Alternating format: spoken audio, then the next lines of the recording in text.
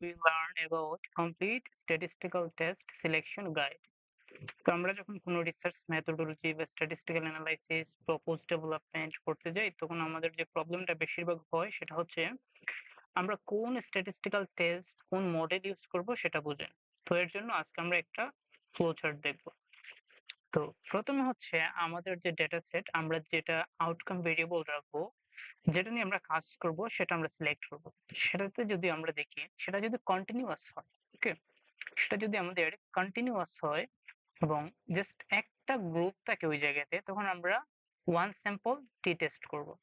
ঠিক আছে, কন্টিনিউয়াস হলে নর্মালি আমরা টি টেস্ট করি, তারপরে পেয়ার টি টেস্ট করি, ইন্ডিপেন্ডেন্ট টি টেস্ট করি, এনুভা তবিল করি, ক্রুশাল ওয়ালিস টেস্ট করি, Pearson or Spearman rank correlation করি। আর আউটকাম ভেরিয়েবল যদি আমাদের ক্যাটাগরিক্যাল হয় লাইক হচ্ছে বাইনারি, অর্ডিনাল, নমিনাল, তখন হচ্ছে আমরা যদি প্রেডিকশন করতে চাই তাহলে নরমালি রিগ্রেশন করি। ঠিক আছে, তো আমরা একটু যদি দেখি যে ওয়ান গ্রুপ যদি হয় তাহলে ওয়ান স্যাম্পল টি টেস্ট, তো এগুলো আসলে কমই ইউজ হয় আমাদের। যেটা বেশিরভাগ ইউজ হয় সেটা হচ্ছে যদি কন্টিনিউয়াস হয় তাহলে পেয়ার টি টেস্ট। ঠিক আছে, পেয়ার টি টেস্ট ইউজ হয়। আর দুইটা ইন্ডিপেন্ডেন্ট গ্রুপ যদি দেখে, ইন্ডিপেন্ডেন্ট গ্রুপ মানে হচ্ছে দুইটা গ্রুপের একটার সাথে আরেকটা রিলেশন লাইক লাইক হচ্ছে ধরেন রিলিজিয়ন, রিলিজিয়ন হচ্ছে এই জায়গাতে হিন্দু, মুসলিম, বৌদ্ধ, খ্রিস্টান, এটার সাথে হাইট আরেকটা গ্রুপ আছে, low height, average height, high height.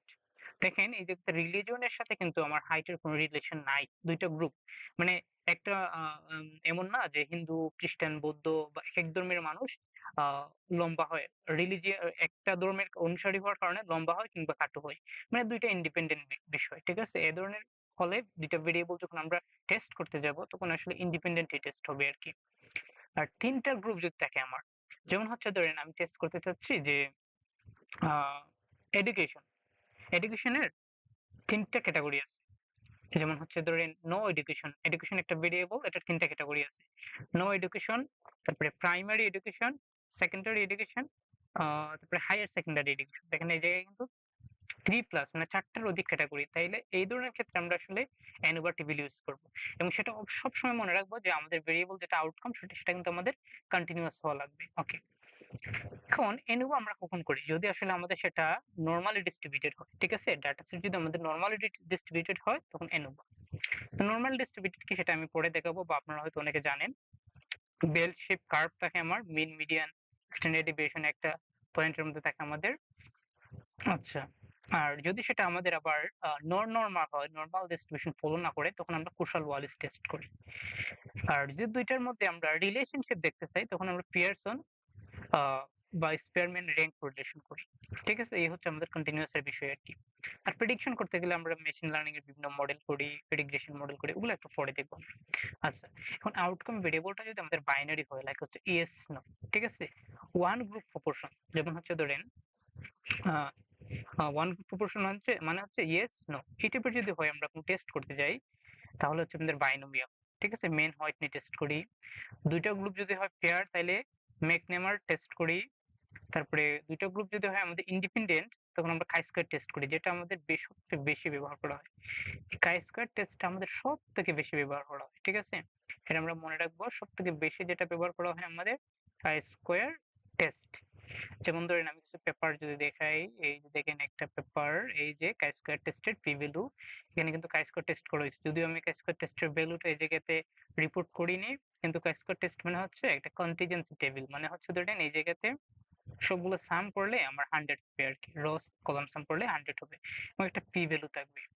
আচ্ছা, আর প্রেডিকশন যদি করতে চাই আমরা কোনো কিছু তখন আর কি আমাদের লজিস্টিক রিগ্রেশন করে, লজিস্টিক রিগ্রেশনের আউটকাম ভেরিয়েবলসটা ওডস থাকবে। ওডস মানে ইয়েস নো টাইপের। আর সেটা যদি আর কি আউটকাম ভেরিয়েবল যদি 2 থেকে তার বেশি ক্যাটাগরি থাকে, অনেকগুলা ক্যাটাগরি থাকে, তখন মাল্টিপল লজিস্টিক রিগ্রেশন।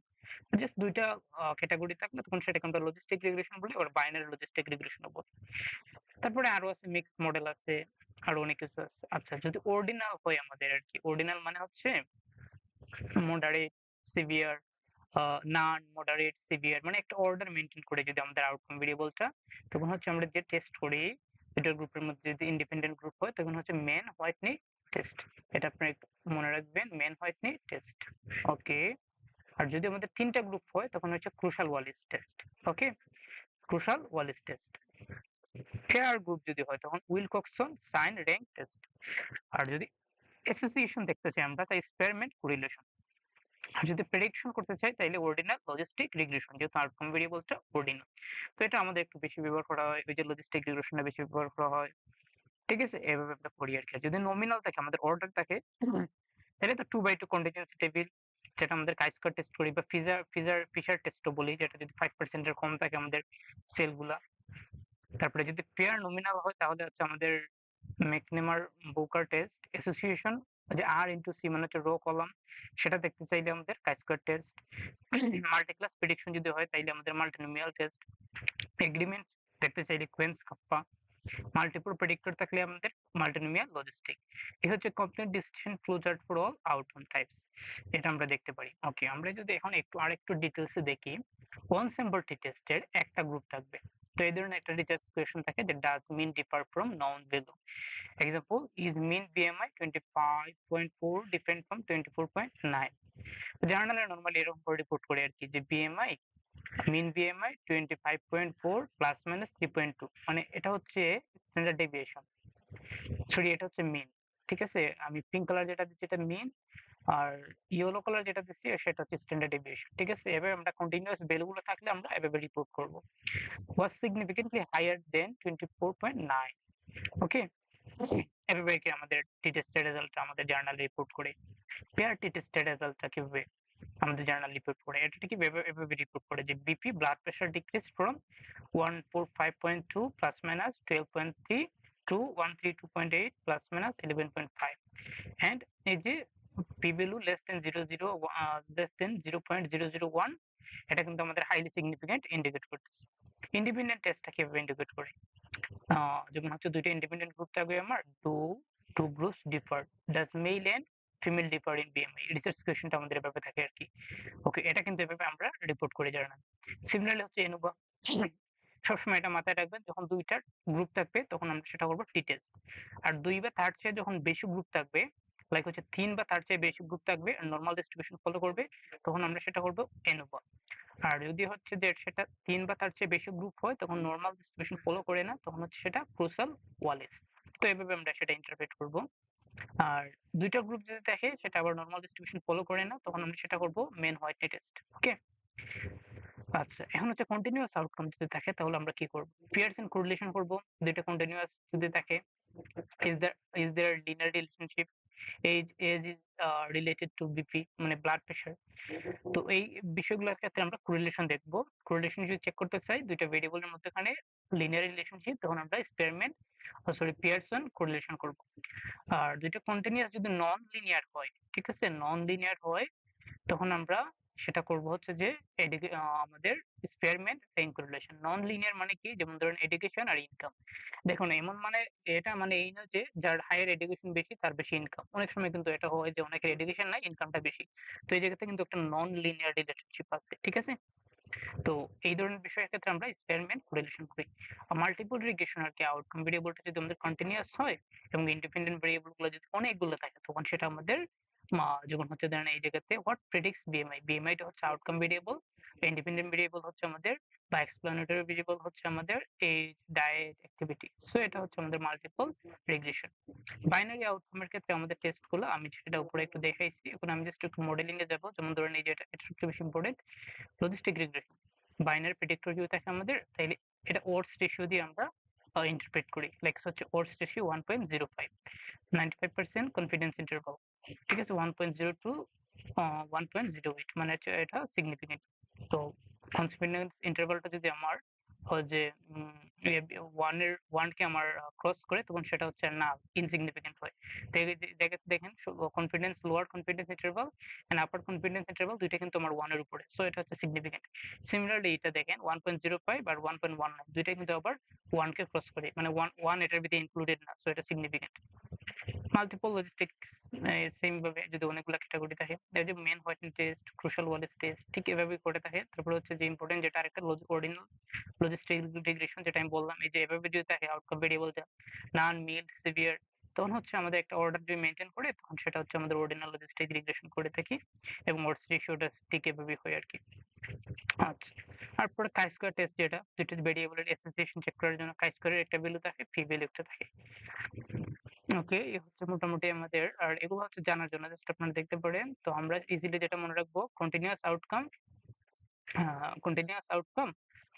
রিসার্চ কোয়েশ্চেনটা যদি এভাবে হয়, does a new drug reduce blood pressure, তখন হচ্ছে আমাদের এটা হচ্ছে continuous outcome.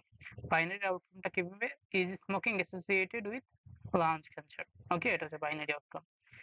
What predicts disease severity, severity মানে কি, নন মডারেট সিভিয়ার, মানে এরকম একটা অর্ডার মেনটেন করবে। তো এটা হচ্ছে অর্ডিনাল আউটকাম, মানে কোনো ভেরিয়েবলের রিসার্চ কোয়েশ্চেন থেকে, কোনো স্টাডি রিসার্চ কোয়েশ্চেন থেকে আমরা কিভাবে আইডেন্টিফাই করবো সেটা কোন ধরনের আউটকাম। তারপরে এটা যদি হয় যে what predicts type of cancer মানে কি টাইপের ক্যান্সার, ঠিক আছে, এটা দিয়ে আমরা কিন্তু নমিনাল আউটকাম দেখতে পারি। ওকে, তো আমাদের প্রথম যেগুলো দেখা লাগবে ওভারঅল, সেটা হচ্ছে assumption check for each data, মানে সেটা নরমাল ডিস্ট্রিবিউশন ফলো করে কিনা, স্যাম্পল সাইজ গাইডেন্স, তারপরে quick look up decision matrix, মানে আমরা কোন ধরনের মডেল ইউজ করবো সেটা, কমন মিস্টেক যেটা হয় আর কি আমাদের। তো ফার্স্ট হচ্ছে আমাদের summary of 5 test selection process. First হচ্ছে আইডেন্টিফাই আউটকাম টাইপ, সেটা কি continuous, weight, blood pressure, BMI, নাকি binary, yes no, alive dead, এই টাইপের, নাকি ordinal, none, mild, moderate, severe, নাকি nominal, blood type, race, diagnosis, সেটা আমাদের আগে আউটকাম ভেরিয়েবলের টাইপটা দেখবো। সেকেন্ড হচ্ছে হাউ মেনি গ্রুপস, যে একটা, দুইটা, নাকি তিনটা প্লাস, নাকি পেয়ার, নাকি ইন্ডিপেন্ডেন্ট, নাকি প্রেডিক্টর, আমরা প্রেডিকশন করব। এটা হচ্ছে সেকেন্ড স্টেপস আমাদের অ্যানালাইসিস করার জন্য। ফার্স্টে থার্ড স্টেপ যেটা আমরা করব, চেক অ্যাজাম্পশন। নরমালটা চেক করব, শিফট হুইল টেস্ট দিয়ে, ইকুয়াল ভেরিয়েন্স কিনা, লেভেন্স টেস্ট করব। তারপরে ইন্ডিপেন্ডেন্স টেস্ট করব কাস্কো টেস্ট দিয়ে, তারপরে এক্সপেক্টেড কাউন্টস যেটা ফিশার এক্সাক্ট টেস্ট আর কি। তারপরে সিলেকশন টেস্ট, ওই যে ফ্লুচার্ট যেটা আমরা উপরে দেখলাম, এই যে ফ্লুচার্ট আমরা ইউজ করব। তারপরে হচ্ছে এই যে এই ফ্লুচার্টটা ইউজ করব। তো এই ফ্লুচার্ট ইউজ করে আমাদের যে টেস্ট হয় সেটাতে আমরা যাব। যাওয়ার পরে হচ্ছে টেস্ট স্ট্যাটিস্টিকটা ফাইন্ড আউট করব, ডিগ্রিস অফ ফ্রিডম লাগে না, ইফেক্ট সাইজ, আর কনফিডেন্স ইন্টারভাল অলওয়েজ আমরা রিপোর্ট করব, specially public health and epidemiology রিসার্চের মধ্যে। So overall হচ্ছে এই বিষয়টা, যে start with the structure of data, not the name of the test. The tests are the same, the consequences are not. So continuous, binary, first আমরা দেখবো যে continuous কিনা, binary কিনা, ordinal কিনা, nominal কিনা। ঠিক আছে, তো আশা করি এই বিষয়টা মাথার মধ্যে নিলে এবং এই ফ্লোচার্টটা আমরা ইজিলি মনে রাখতে পারলে আমাদের জন্য স্ট্যাটিস্টিক্যাল টেস্ট গুলো সিলেকশন ওটা অনেক ইজি হয়ে যাবে।